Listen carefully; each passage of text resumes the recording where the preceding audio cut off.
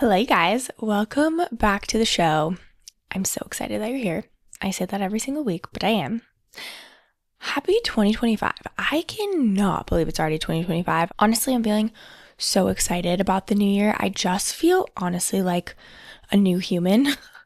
Like to say it lightly, I did so much identity work. Also, just really thinking and reflecting about last year, like I am a completely different person than I was a year ago. I am so much more confident in myself. I'm finally listening to my own intuition, and it has led me to where I am today and why I'm teaching and talking about the things that I am now. It has been a journey, let me tell you. But anyways, today we're getting into what I would do if I started my body journey over again. Honestly, this episode is just dedicated to my younger self, and it's everything I wish I would have known when starting my fitness body health journey, because I went about it the wrong way many times. There were so many highs and lows, but again, that's why I feel like I was put here to help women like you really thrive and just feel so confident and so safe in your body. And when you feel safe and confident in your body, it just ripples out into every single area of your life. You have to start with yourself, and that starts with feeling safe in your body and in your skin. So you don't have to worry about your body. You can focus on the fun things in life, okay? Because I know how exhausting it is when you're constantly thinking about your body. Like, no, that's not what we need to focus on. We need to focus on jumping on the trampoline with your niece, or having fun with your kids, or like spending time doing fun things with your partner, okay? Not thinking about your body or food 24/7. That is not what we are focusing on 2025, okay? This is for you if you're feeling kind of like overwhelmed or unsure about how to get started on your body health fitness journey, and you're ready to create habits that actually last. None of this quick fix stuff, okay? We are done with that. We are throwing that out, leaving that in 2024. We are creating sustainable habit changes to feel fucking amazing in your own skin, okay? So let's get into it. Welcome to the It Girl Mindset, where I help you step into the next level version of yourself by mastering your mindset, manifesting your deepest desires, and connecting deeply with your body. It's about becoming the most authentic, radiant, unapologetic, and unbothered version of yourself.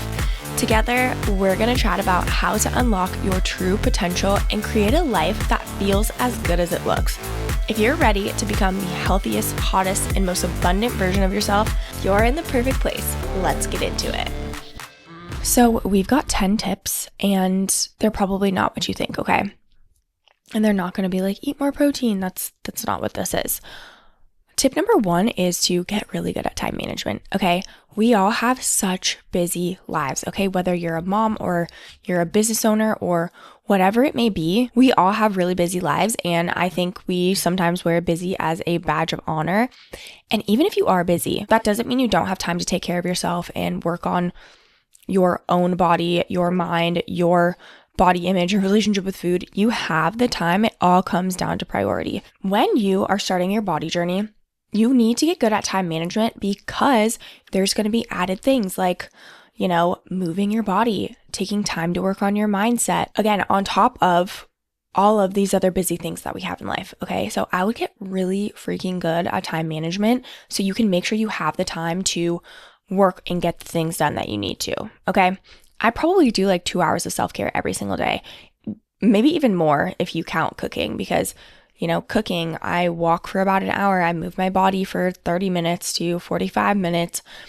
I do a ton of mindset work. So that's a big chunk. Even like going to the sauna, even self-care can be, reading books, relaxing. Like I spend so much time on myself. And I know you might be like, that is insane. But like taking care of yourself is the first priority. So I would get good at time management. That would be number 1. Number 2 is regulate your nervous system. I can't even describe to you how different my life is since regulating my nervous system. If you are not sure what a regulated nervous system is, essentially our body is either in fight or flight or rest and digest. Rest and digest is when we are calm, regulated, we are present, we are grounded, and dysregulation is when your body's in fight or flight, which is that high stress state. And the problem is that our body doesn't know the difference between actual real stress, needing to run away from a bear or someone chasing us or someone trying to kidnap us, versus perceived stress, which is you having a stressful day at work, or maybe you're extra tired and your kid is, pushing your buttons, or whatever it may be. What that means is your body doesn't know the difference, okay? And when your body is in fight or flight, it is not focusing on optimizing your hormones, making sure that you can fall asleep easier, focusing on digestion. Your body doesn't do any of that when it is in fight or flight, okay? And I bet 90% of people are in fight or flight and they don't even know it, okay? I didn't even know it. I thought, I did the mindset work. I take care of myself. I move my body. No, I was wrong. I honestly was so dysregulated and I had no idea. So regulating your nervous system would be tip number 2. Tip number 3 is to mute all the influencers and all of the people who are telling you that you need to move your body in a certain way, you need to work out in a certain way, or if they're somehow making you jealous or triggered or whatever it may be, unfollow people that aren't making you feel good, okay? This is just going to help you, again, learn to listen to your own body and focus on what you need, not looking for external strategies or plans or whatever it may be, okay? You really need to tune into yourself. And if that means muting people that are moving you further away from where you want to be and how you want to think, then mute, unfollow, do what you got to do. Tip number 4 is I would heal my relationship with my body and myself, okay? I think everybody, myself included at one point, thought as soon as I'm skinny, as soon as I'm fit, then I'm going to have a good relationship with food. Then I'm going to have a great relationship with my body. And that is just not the case. Healing your relationship with your body and your food and yourself just takes time and practice. And it all starts with your inner voice and rewiring your mind. And it's a relationship. It takes work and it takes practice. I won't sit here and say I'm perfect and I'm obsessed with my body 24/7. Okay.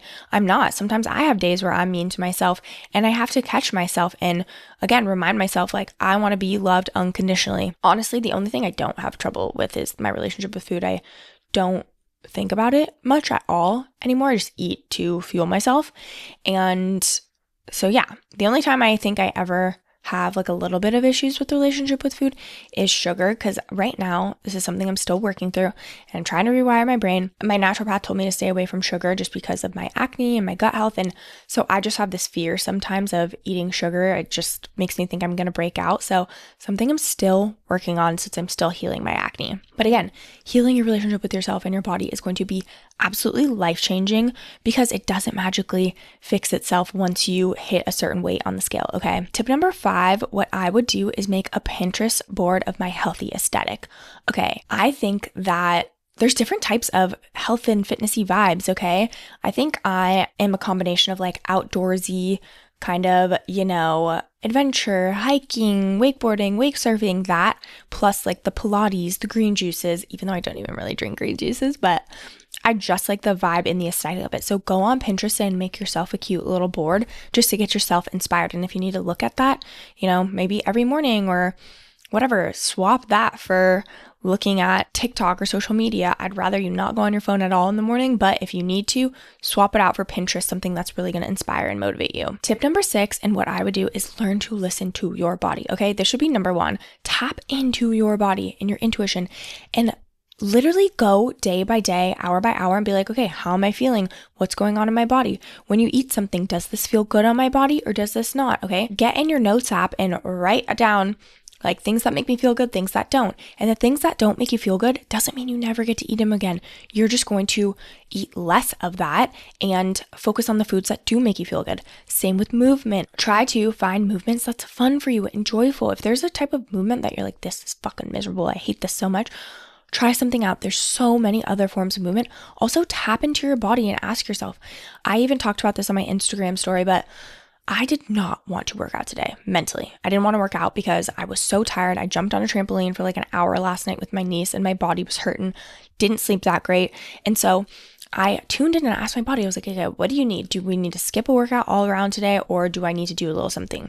So I did a Pilates kind of stretching and super, super low weight, 20-minute workout just to get my body moving. And I felt so good. Okay. And then after that, again, I kind of felt like squirrel brain this morning. So I went for a walk and I didn't want to. I just wanted to cozy up and just get into work because that sometimes is more relaxing than moving my body. But what I did is I was just going to go for a 25-minute walk, but then at the point where I had to choose between an hour-long walk and 25-minute walk, I literally closed my eyes and I was like, what do you need? And my body was like, you need to go for an hour-long walk. You need to fucking chill. If I'm being honest, like I needed to chill. And so that's what I did. All I did was, again, tap into my body and ask myself what I need. Okay. And that's what I encourage you to do all the time. Listen to your body. Okay. Even sometimes, like I have friends that are like, or somebody asked me the other day, they're like, oh, so are you lactose intolerant or do you just not eat cheese? And I'm like, I'm lactose intolerant. And then someone else was like, oh, I'm lactose intolerant too, but I could never give up cheese. And I'm like, again, I respect your decision, whatever you got to do, but feeling good is so important to me that cheese or any other food is never going to come above me feeling good, okay? And that doesn't mean I don't enjoy like In-N-Out. I probably have that honestly once a week. In-N-Out, I love Amy's drive-thru. I eat ice cream and milkshakes. Like I do all of that stuff. I just know it's not going to be the thing that's going to fuel me. So I pick and choose when I decide to eat those things. Okay, because again, feeling good is my number one priority. Number 7 is to look at your limiting beliefs around weight loss, around your body, around feeling good, around worthiness. Okay, our beliefs hold us back. Our beliefs shape how we show up. Okay, so if there is a belief that is stopping you from taking the action you need to actually feel the way that you want, you need to rewire it. Okay, and this is something, this could also be number 1. This is something I wish I would have known so long ago because I am a very anxious person and a very fearful person. And I don't even want to relate to that if I'm being honest. And even saying that out loud just kind of gives me the ick. I'm like, ugh, like I hate even calling myself that. But if I'm being honest with myself, it's the truth. I do struggle with so much anxiety. I just sometimes pretend it's not there, which is again something else I'm working through, is like being able to acknowledge those feelings and emotions and be able to move past them. And for me, rewiring my beliefs and my mind has been the most life-changing thing for me. I've been able to release limiting beliefs and show up in the way that I want to. Like a couple of examples of things that I've released in 2024.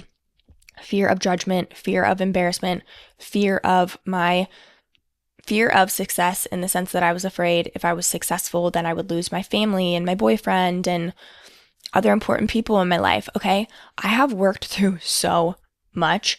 And I really started taking my subconscious rewiring seriously about 5 months ago. Yeah, maybe like 5-6 months ago. The transformation that I have seen from then to now is actually mind-blowing. I'm a completely different human. I'm able to show up in the way that I want to.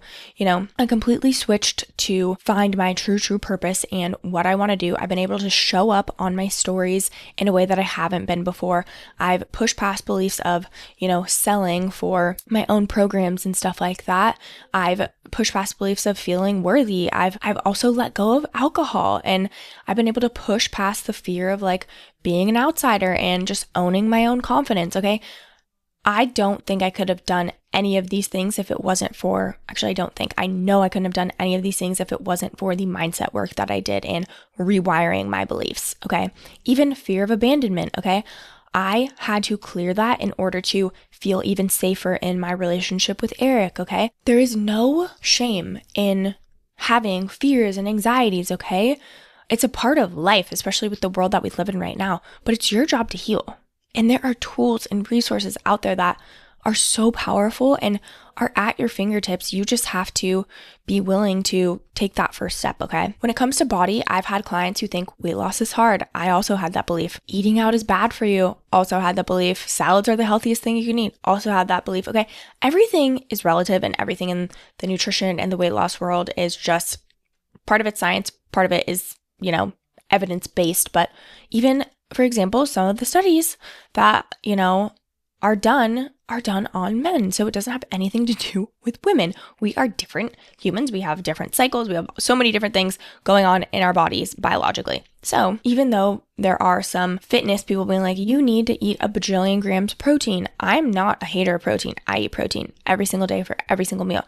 But I'm saying the amount of protein that men need to eat, maybe it's not the same as women. I don't know. They haven't even done studies on it. Okay. So it's all about figuring out what your limiting beliefs are so you can rewire them. I had a client who used to overthink when she would go out to eat. She would be constantly thinking about what someone else was eating, if she should order a salad, or if the whole table wanted to order fries, even though she didn't want to eat them.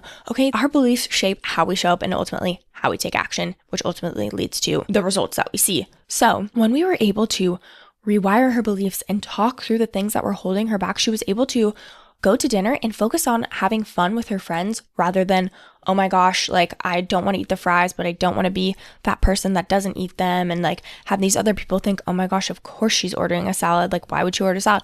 Whatever this overthinking is, this subconscious reprogramming work is so powerful for that. Tip number 8, and what I would do if I was starting over, is to tap into my intuition for even just 5 minutes every single morning. Again, I recommend this to all of my clients. Sitting down, literally for, it could even be 2 minutes, okay? Closing your eyes, be like, what does my body need today? If your body is telling you you need to go for a run, go for a run. If your body is telling you you need to not do a single thing today, honor that too, okay? Your body is always telling you something and you need to tap into your intuition to figure that out. If I would have learned that, I don't even know, a decade ago, I cannot even imagine how wise I would be at this point. 2024 has been the year that I really tapped into my intuition, and I believe truly, fully, wholeheartedly that is why I've seen so much success and growth in the last 6 months, because I'm actually tapping into my intuition. Tip number 9, make healthy habits a vibe, okay? I was even thinking about this morning because I did a little Pilates workout, and I set up my little mat and I set up my weights, and I don't know, the room was just so gloomy and I was like, this is making me sad. What can I do? So I had these little lights set up that I put up yesterday, and I turned those on, and like lighting a candle, like make your healthy habits a vibe. Okay. Even for example, my vitamins. I used to struggle so hard to stick with taking my vitamins every single morning, but now that I work with a naturopath and I have a supplement protocol, I have to really focus on making sure I'm getting my supplements in. So I created a little tiny ritual. It is the smallest, most minuscule thing ever, but I have my like Sunday to the full week's worth of supplements in the little like grandma container things. And every single morning I have a cute little bowl that I literally pour them in. So I can physically see them right there in front of my face, and it's in a cute little bowl, and it looks kind of like a vibe and cute. So I literally never miss my supplements anymore because of that one tiny, tiny little ritual that I created, okay? So, you know, even if you're meditating, okay? If you're meditating in a bright ass room, windows open, like things are, you know, dogs or kids or something are running around, like, I understand that maybe you can't necessarily just like lock your kid out of the room. Dim the lights, get a salt rock lamp, do something that is going to make it a vibe, okay? Even cooking, for example. There was a period of time where Eric was doing most of the cooking and I was like, I do not want to cook. Like, it just felt like a chore. But once I shifted my perspective and I was like, wait, I can make this a vibe. I would put on music and again, light a candle, dim the lights a little bit, okay?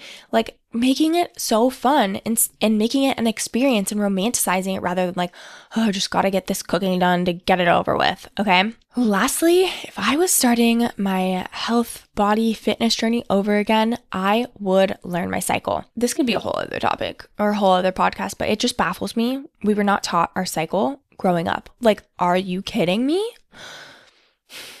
So we have different energy levels at every phase of our cycle. So if I was starting over, I would learn those phases, okay? And I don't cycle sync or anything like that. I just really tap into my body and my intuition and my body's cues.